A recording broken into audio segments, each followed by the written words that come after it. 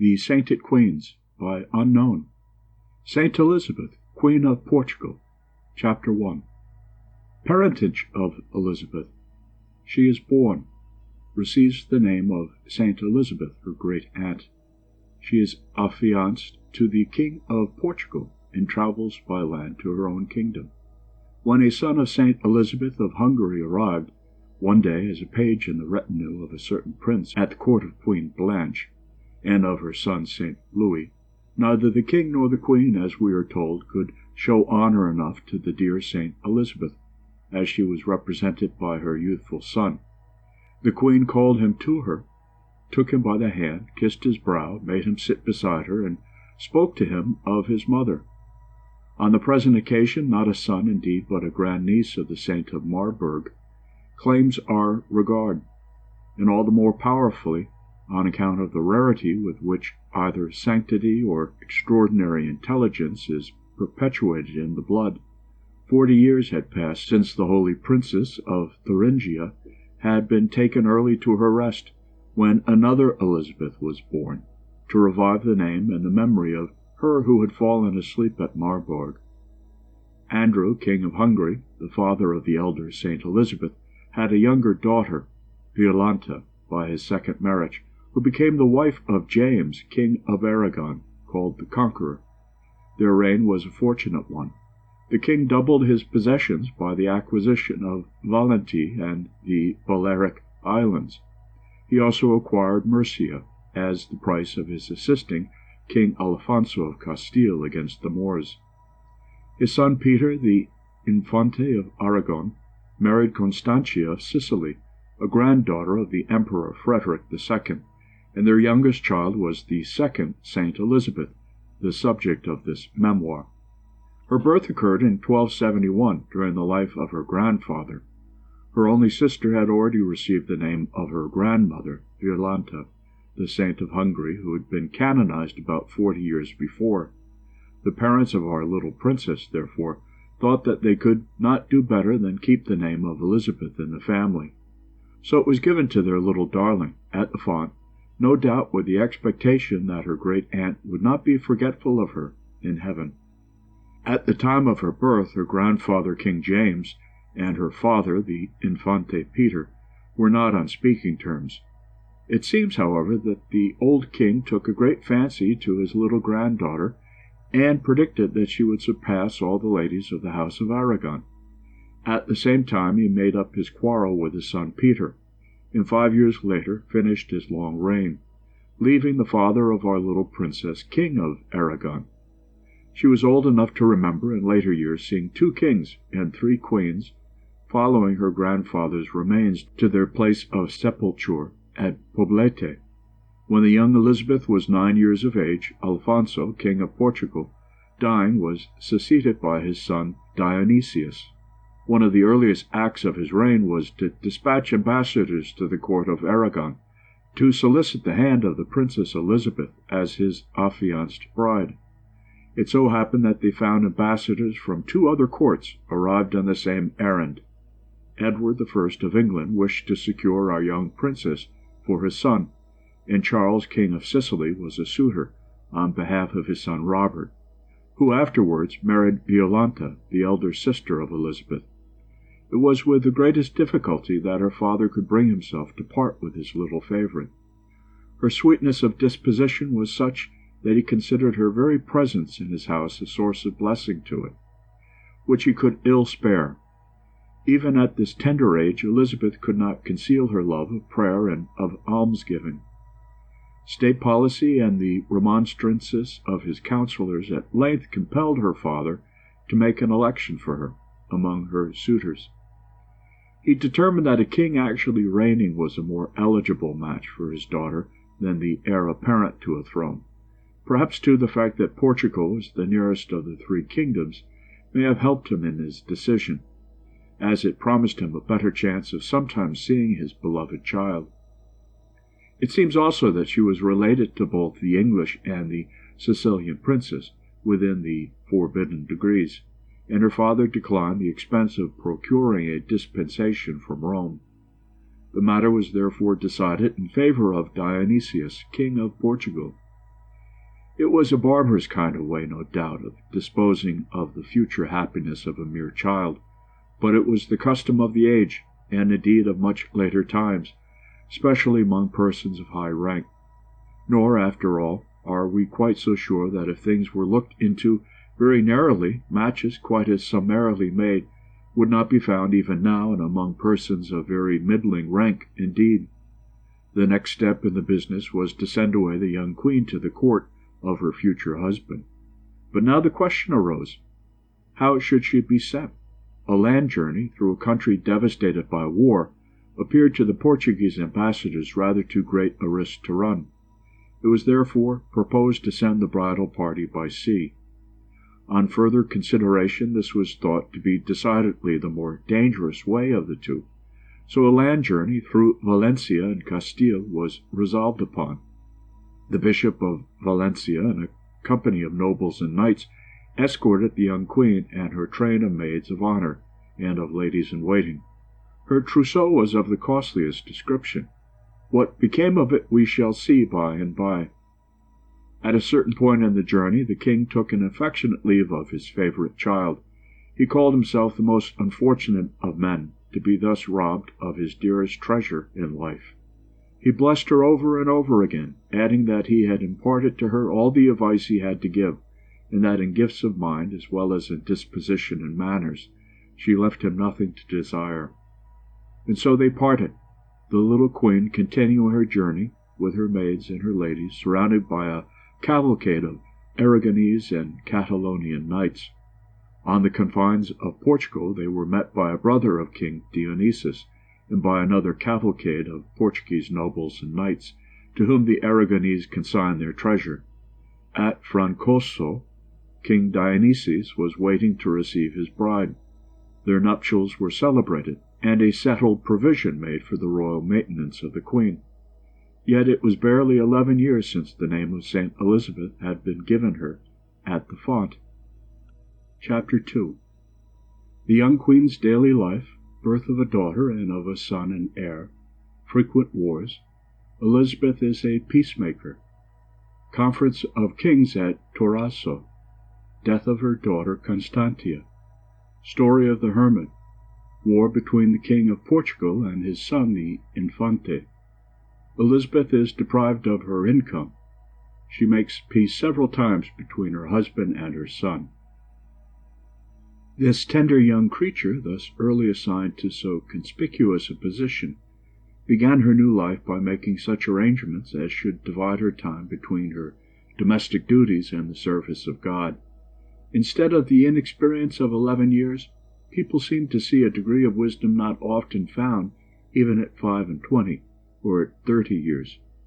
When she was not hearing Mass or reciting the canonical hour of prayer, she was spinning among her maidens and her ladies, or she was doing something for the poor, or trying to set people right who had fallen into trouble, or become the victims of oppression. The income which the king had settled on her found its way in great part into the hands of the poor, and into convents and the houses of decayed ladies who were too high-spirited to beg. In her 18th year, her first child, Constantia, was born. 3 years afterwards, the kingdom was rejoiced by the birth of an heir to the throne at Coimbra. Alfonso, the young Infante of Portugal, afterward married Beatrix, a daughter of Sancho, King of Castile. This young princess was, like her mother-in-law, sent as a child to the Portuguese court, and educated by Elizabeth as her future daughter. King Dionysius, although kind and indulgent to his queen, was still more indulgent to himself, and led an irregular life, to the great injury and sorrow of Elizabeth. Her greatness of soul was never more remarkably evinced than in her way of managing him. She appeared blind and deaf to all that she disapproved of in her husband, never listening to stories about him and never reproaching him. She had calculated well in her estimate of his character. Reproaches would only have hardened him, whereas her silence affected him with remorse for his ingratitude, and her forbearance was rewarded by his abandoning the irregular practices of which she never complained, but to God. There were in those days rather too many small kings in the limited area of the Spanish peninsula, to permit the country long to enjoy the blessings of peace, and failing an independent sovereign to quarrel with, any one of the 4 peninsular kings was ready, on the shortest notice, to go to war with his brothers, or even with his eldest son. If a king of Aragon failed to find in his next neighbor of Navarre or of Castile an enemy ready to his hand, he had always his son, the Infante, to pick a quarrel with. If a king of Portugal found all of his 3 neighbors too pacific for his wishes, his father's sons were nearer home and more at his mercy. The life of kings was too generally one long brawl, continued at the ruinous expense of the country and of their unhappy subjects. One of the cases which we have mentioned actually happened within no long time after Elizabeth's coming to Portugal. Her husband and his brother Alfonso went to war with each other, and much blood would have been wasted in the quarrel had not Elizabeth engaged the good offices of the councillors and prelates of the kingdom to make up matters between the brothers. And further, to facilitate the business, she gave up the part of her revenue which she drew from the town of Sintra, and persuaded the king in other ways to increase the income of his brother. Constantia, her eldest daughter, became the wife of Ferdinand IV, King of Castile, 1301. The throne of Aragon was then filled by Elizabeth's brother James. War, almost as a matter of course, was engaged in by these 2 sovereigns against each other. Its nominal cause was a dispute about the possession of certain towns and lands of which the Moors had been deprived. The art of making peace, in which Elizabeth excelled, was again put in requisition.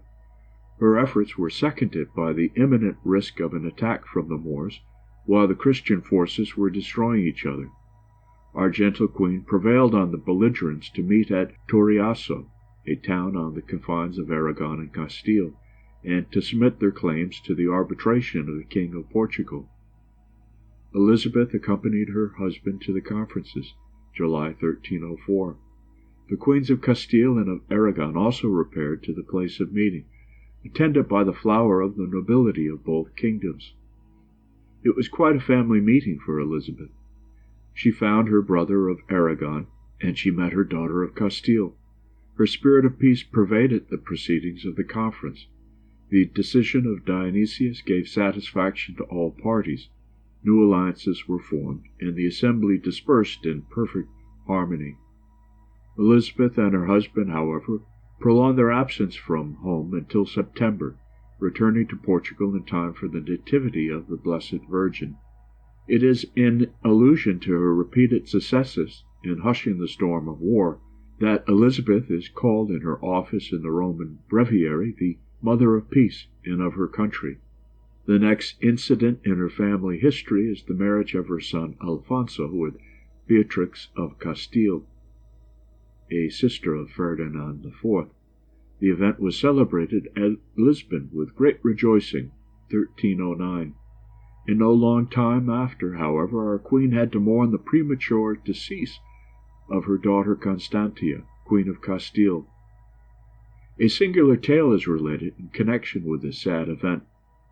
Elizabeth and her husband happened, soon afterwards, to be traveling from Santarém to Lisbon, and on the way they stopped at Azambuja. Here the queen was met by a hermit whom no one knew, and who cried out, "In the name of God, my royal lady, I pray you to grant me an audience, for I have something important to tell you, and your attendants will not permit me to approach you." The queen having invited him to deliver his message, he went on to say that her deceased daughter Constantia had appeared to him in his cell several times, and had enjoined him to inform her mother of her detention in purgatory, and to beg that a mass might be said daily for her for 1 year. The hermit had said this loud enough for the courtiers to hear. When he had finished, they began to chaff him, and to say, "If Queen Constantia is in purgatory, is it a likely thing that she would appear to thee, rather than to her father or her mother?" The hermit meanwhile disappeared. No one could give any account of him, and he was never seen again. Elizabeth, on conferring with her husband, resolved to act on the instructions she had received. She engaged a pious priest of the name of Mendez to say Mass for her daughter daily for a year, At the expiry of the time fixed, Elizabeth was at Coimbra, and one night had a dream about her daughter, who appeared to her in white clothing, and thanked her for procuring her deliverance from the penal flames of purgatory. Elizabeth had quite forgotten that the year was expired until Mendes came next morning to remind her of it, and to speak about continuing to say Mass. She was much comforted about her beloved daughter, and gave thanks to God.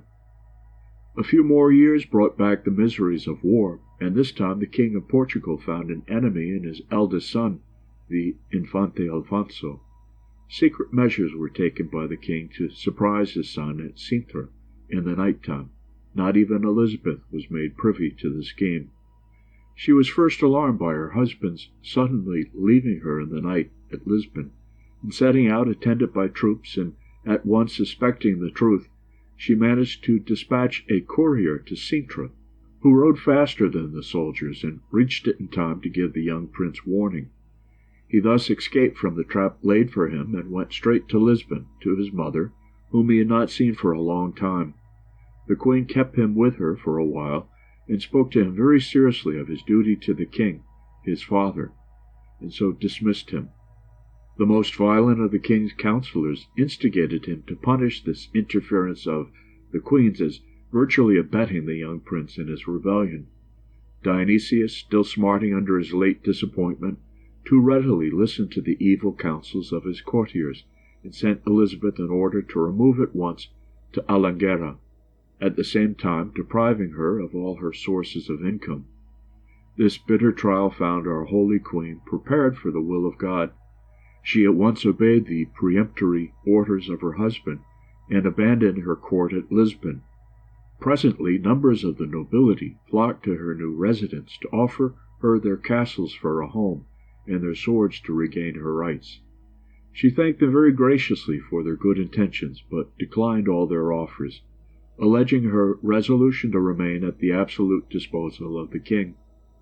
So, dismissing her impetuous defenders, she collected about her a number of pious women, who passed their time with her in fasting and abstinence, in prayer, and the public recitation of the praises of God. By and by her humility and moderation were acknowledged by the king, and she was restored to her rights as his queen. But the war with the Infante still continued, to the bitter grief of the queen. Coimbra was held by her son, and his father was besieging it. Elizabeth had influence enough to bring about a meeting between them at Lieria, where the prince made an apology for his conduct, renewed his fealty to his father, and received back his income. Jealousy subsequently arising again between them, the king rode out of Lisbon one day to meet his son, and to forbid him to enter the city. The result was a fight between their respective followers. Elizabeth, hearing of it, rode out on a mule into the thickest of the fray. None of her ladies ventured to follow her, yet she pushed on alone, through the storm of darts and stones, till she found the king, and then to the other side in quest of the prince. She brought them once more together. The young Infante submitted, and kissed his father's hand. The king gave him his blessing, and so they parted, finally reconciled at the instance of this heroic lady. Chapter 3. The Queen's religious observances, her love of fasting, her charities, her industrial school at Santarém. The practice of religious duties was by no means the least arduous part of Elizabeth's daily life. She carried it far beyond the limits of mere obligation, impelled to what must appear to many good people to have been excessive by the ardor of her devotional feeling and by her profound spirit of penitence. Not satisfied with reciting the divine office every day, as it is in the breviary, this holy queen also daily recited the office of the Blessed Virgin and of the dead. She carried about with her on her journeys a portable oratory, in charge of her chaplains and her clerks, who chanted high mass every day in her presence. She also attended the service of vespers every afternoon in her oratory. But the extent to which she carried the practice of fasting seems to belong rather to the cloister of a severe order than to the court of a reigning sovereign. During her husband's life she was not permitted to carry the severity of her practice as far as she wished, but was obliged to restrict herself to 3 fast days in the week, and to Lent and Advent, and the Eves of Saints. When she became free to follow her own inclination in this respect, she kept every Friday and Saturday in the year, and the vigils of the Apostles, of the Holy Virgin, and of the saints to whom she had a special devotion, as fast days, on bread and water. In like manner, besides Advent and Lent, she observed an additional Lent in the year from St. John Baptist's Day, June the 24th, to the Assumption, and yet a third, called the Lent of the Angels, from the Assumption till St. Michael's Day. There could not have been 30 days in the year on which she tasted anything better than bread and water. Her piety also frequently incited her to visit holy places, and churches served by religious communities distinguished for their devout lives. The poor in the neighborhood of these places, and all along the road to them, reaped a rich harvest from her bounty at such times. Indeed, such was the reputation of her sanctity, that many persons used to feign poverty for the occasion, in order to receive a trifle from her hands. The Queen was a constant visitor of the sick, smoothing their pillows for them, and prescribing for their maladies, for she had some skill that way. Among her poor friends she manifested a special compassion for those who were too high-spirited or too shy to ask for alms. She said that they were often worse off than the poor, and many of them she had the happiness of restoring to competence and their former position in society.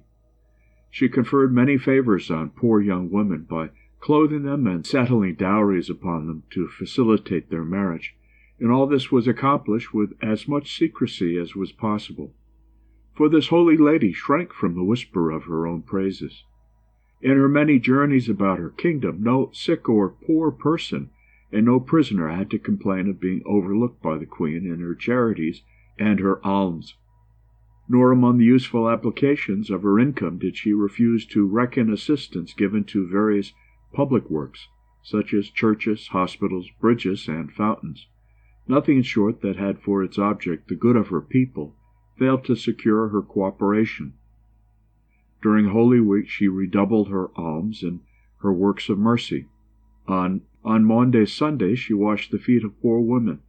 The following day she distributed alms among a multitude of the poor, and while attending the services of Good Friday, she manifested the grief of her soul at the remembrance of the passion and death of Jesus Christ. The practice of frequently communicating was not so common as it is now. We must therefore not be surprised to be told that Elizabeth received Holy Communion only 3 times in the year, at Christmas, Easter, and at Pentecost. It would be well if some of our daily communicants approached a little more nearly the perfection of her Christian life. Among the religious foundations which owed their endowment to the charity of the Queen, there was one which has an especial interest for us, as it seems to have anticipated the application of industrial training to the education of poor children, a principle which has received the highest sanction in our own day. The Bishop of Idania, an episcopal see afterwards translated to Garda, had begun to build an hospital for the poor foundlings in the town of Santarém, but finding himself on his deathbed before the hospital was finished, he entreated the Queen to take it under her patronage and fulfill his intentions for the love of God. Elizabeth readily undertook the duty thus bequeathed to her. The hospital was enlarged and more amply endowed, and became the home of poor foundlings. When the Queen went down to visit them, she served them at table with her own hands. Under her directions, as soon as the children were old enough, they were taught useful trades by which they might earn their livelihood, and as soon as they were able to do so, they ceased to be a burden on the house, until they fell sick when the hospital again took charge of them. Chapter 4. The king dies. The Queen goes to Santiago, builds a convent at Coimbra and resides near it. Her daily life. She goes to Estremoz to make peace and dies. Her tomb. Her canonization. Miracle of the Roses. Tale of Fridolin. Such was the tenor of our Holy Queen's married life, until it pleased God to deprive her of her husband. During the long illness which preceded his death, the Queen waited on him like a domestic servant, discharging the duties of a sick nurse with unwearied affection. He died at last in the castle of Santarem, when the year 1325 was hardly a week old, and was buried at the Cistercian convent of Odivelas, which he had founded near Lisbon. In the first hour of her widowhood, Elizabeth assumed the dress of a Franciscan nun. The following summer she made a pilgrimage to Santiago, in time to keep the festival of the Apostle St. James at his tomb. At High Mass on that day, celebrated by the Archbishop, the Queen offered her royal crown, together with robes of the most costly kind, which she had worn at state ceremonies, the richest drinking vessels of her table, and stuffs of untold value from the looms of Portugal and of Aragon. On her return from the tomb of the Apostle, she attracted vast crowds of people about her, for her reputation had preceded her, and they flocked together to see her as she passed.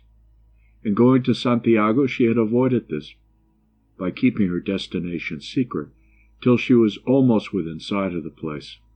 At the expiry of a year from the king's death, Elizabeth is found at the convent of Ovidelas, celebrating his anniversary, in company with the young King Alfonso, her son, and the nobility and clergy of the kingdom. Returning to Coimbra, where she then chiefly resided, she gave directions to have all her silk dresses, some of them richly interwoven with gold, cut up and made into vestments, for distribution among the churches according to the poverty of their wardrobes. Her gold plate was also broken up, to make chalices, crosses, thuribles, and lamps. The remainder of her jewels she divided between her daughter-in-law, Queen Beatrix, and her granddaughters, Queen Mary of Castile and Queen Eleanor of Aragon. The Queen had lately commenced a great undertaking at Coimbra, a convent for the nuns of St. Clare. We are told that she was an excellent judge of architecture, and frequently made suggestions which were found to improve her architect's plans. While the building was in progress, she gathered around her a few pious women who wished to devote themselves to the service of God, and in due time to enter the convent. Among them was a lady of royal blood, a cousin of the Queen's, who took a large fortune with her into the convent, and became its second abbess. The church was the first part of the work that was finished. It was named after St. Clare, the disciple of St. Francis. The Queen directed that her own tomb should be prepared in it. The completion of the refectory, the dormitory, the infirmary, and the kitchen soon followed, and the whole was surrounded with a high wall. In the immediate neighborhood of the convent, a suitable residence was built for the Queen and her attendants, and close to it, a chapel and 2 hospitals, one for 15 poor men, and the other for a similar number of poor women.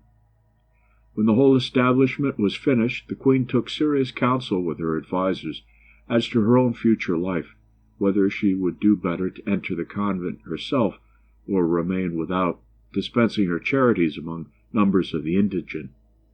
Her advisers represented to her that in the circumstances of the case she would do more good by serving God in the world. She at once resigned her favorite plan of becoming a daughter of St. Clare, and made her arrangements accordingly.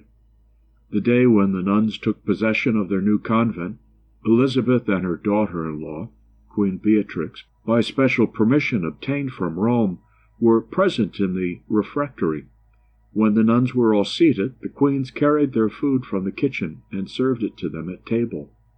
Elizabeth then took up her residence in the new buildings close by. She spent much of her time in the church and among the nuns, singing the divine office with them every day, and encouraging them in the service of God.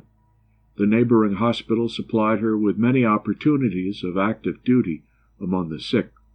This mode of life began at 6 years after her husband's death. Let us follow her through one of her ordinary days. 5 of the nuns of St. Clare resided with her. She rose with them before dawn to recite matins, lauds, and prime. After prime, they prepared the altar in the Queen's private oratory for Mass. When this private Mass was finished, the Queen repaired to the chapel of her residence, where 2 high Masses in succession were sung in her presence, her household also attending. One of these Masses was always a Mass of Requiem for the soul of her husband. By the time that they were finished, and the rest of the hours sung, it was the hour for going to dinner. After dinner the Queen gave audience to all sorts of people who had business with her, to the superintendents of her works in various places, to religious or to secular persons who had petitions to present. In short, to all, whether rich or poor, who had a mind to address her on any subject. The principles of the largest charity regulated her reception of persons who frequented her levees. In the afternoon, vespers were sung in her chapel, and when it was not a fast day, which was not often, the Queen went to supper. This repast was immediately followed by Compline and the office of the dead. Then she retired to her bedchamber, and her nuns in her household to theirs. But this pious soul did not retire to sleep. She generally spent the greater part of the night in meditation and prayer, and often rose from bed to resume her spiritual exercises. So strong is the yearning of holy souls towards that place where their communion with their Lord is subject to no interruption from the demands of nature for repose, where there is no night, because there is no weary body to repair, no exhausted spirits to renovate. The last year but one of her life, the Queen once more visited the tomb of St. James at Santiago, but this time she went on foot, with few attendants, dressed like a poor pilgrim, and begging her way along the road from house to house, both going and returning, an astonishing effort for a woman 64 years of age. By this means she escaped the crowds which had distressed her humility on the former journey. A great opportunity for the inexhaustible charity of the Queen occurred when she was residing at her convent near Coimbra. Her kingdom was visited by a famine which destroyed numbers of the poor. The liberality of Elizabeth was so profuse in her efforts to mitigate the sufferings of her people as to provoke the remonstrances of her attendants that she left nothing for herself and her household. The latest act of her beautiful life was faithful to the spirit of peace which it had been her mission for more than 50 years to propagate among the crowned heads of the Spanish peninsula. The rumor reached her in her retreat at Coimbra that her son Alfonso of Portugal was about to plunge the kingdom in the disasters of war, in consequence of a quarrel with her grandson, Alfonso of Castile. Her immediate impulse was to sacrifice the calm routine of her life and set out at once in search of the belligerents, with the intention of using her old influence to promote peace. Her attendants urged the inexpediency of her undertaking a long journey during the hot season and at her advanced age. But in such a cause no difficulties could turn her from her purpose. In this her last effort she received the crown of her many virtues. She had got as far as Extremos when the king, her son, met her, but here she was taken ill with a tumor in her arm. On the Monday after, she was unable to rise for Mass. Queen Beatrix, her daughter-in-law, attended her very carefully, rallying her spirits and doing all she could to cheer her mother and alleviate her sufferings. While Queen Beatrix was sitting by the invalid's bed, Elizabeth suddenly, turning to her companion, said, "My daughter, pray give place to this lady who is coming." "What lady, my august mother?" was the answer of Beatrix, who saw no one. "That is she," rejoined the sick queen, "who is coming to me in a white dress." Still Queen Beatrix could see nothing. Neither did Elizabeth say more. They were therefore left to conjecture that the mother of Jesus was near to comfort her sick daughter, who had always cherished a warm affection for the Queen of Angels. On the Thursday, the Queen saw her confessor early in the morning and heard Mass in her chamber.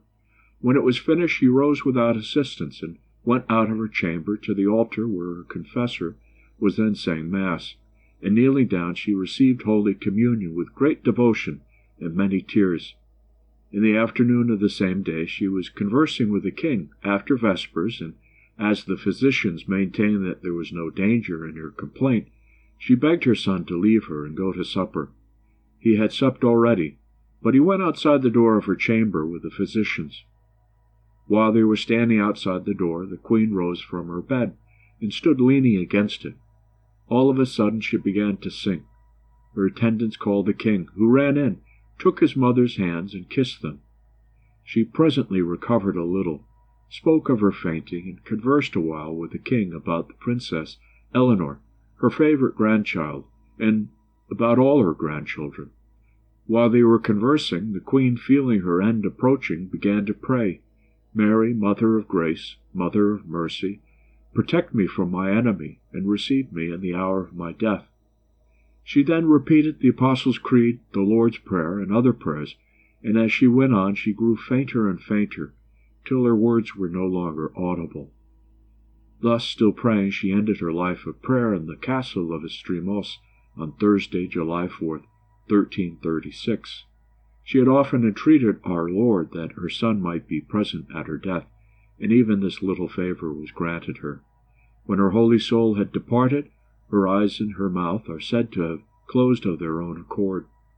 Next day the funeral train set out to convey her precious remains to her convent at Coimbra. The journey occupied 7 days, and it was regarded as something more than a natural occurrence that, notwithstanding the great heat, the body of the Queen exhibited no signs of decay on its arrival at its last resting place. It was laid with great ceremony in the tomb which the Queen in her lifetime had prepared for it among her nuns. Many instances of divine interposition are recorded in behalf of devout persons who visited that tomb during the 2 following centuries. It was reserved for Leo X, at the instance of Emmanuel, King of Portugal, to permit the public honours due to a saint to be paid to Elizabeth within the city and the diocese of Coimbra, a privilege which was confirmed by Paul IV and extended to the whole of Portugal.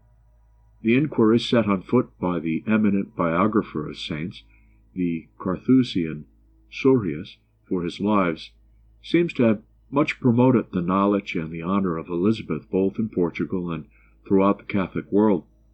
In fact, the collections made for him ultimately became the basis of the process of her canonization.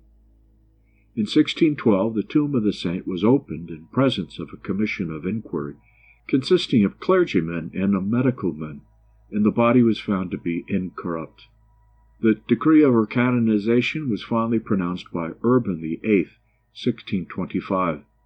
Innocent XII, 70 years later, changed the day of her festival to the 8th of July, on which it is now universally kept, and made the recitation of her office of obligation throughout the Church. The beautiful office in the Roman breviary is attributed to the pen of Urban VIII himself. Saint Elizabeth is perhaps best known out of her own kingdom by the miracle of the roses, a legend which is, however, not found in the oldest biography, and which is also attributed to Saint Elizabeth of Hungary and to B. Germain Cousin, the shepherdess of Toulouse, lately beatified. The legend relates that on one occasion, wishing to conceal from her husband the alms she was distributing to a number of poor persons, her lap was found to be full of roses in the winter-time. Another anecdote is recorded of her, which must be familiar to some of our readers in Schiller's tale of Fridolin. It is to the following effect.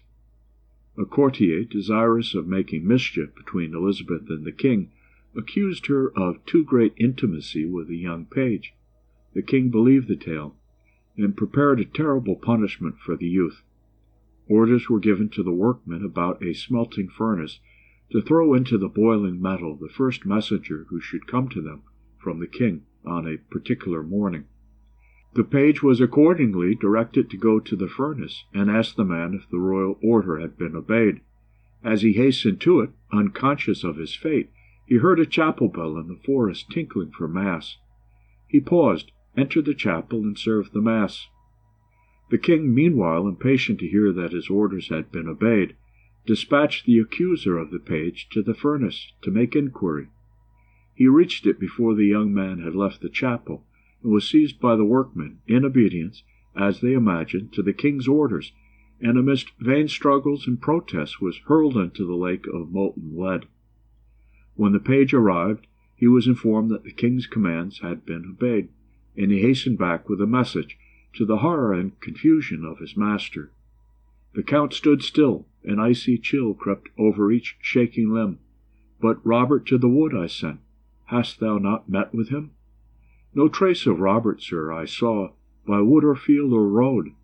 Now, cried the Count in sudden awe, this is the hand of God. With gentler mien than his wont had been, his servant's hand he took, and he led him to his wondering wife with a changed and thoughtful look. This child is pure and clean of heart, no angel purer is. Though I was led by treacherous art, God and his hosts are his. Schiller. Note: the reader who desires more particular information will find it in the Life of the Saint, edited by Father Conrad Janning, S.J., Acta SS, Poland, July 4th. The author of this life, though anonymous, is presumed to have been nearly contemporary with the saint. The manuscript, written in Portuguese, was found in the convent of St. Clare at Coimbra. The learned notes of F. Janning must be received with caution where they refer to English history, as for example where he makes Edward IV to reign from 1273 to 1307, and Edward VI the sovereign of England at the Queen's death in 1336. Edward I and Edward III would have been nearer the truth. In Portugal, as in Spain, the name of Elizabeth, by a slight transposition of letters, is frequently called Isabella, Elizabeth, Elisabelle, Elisabella.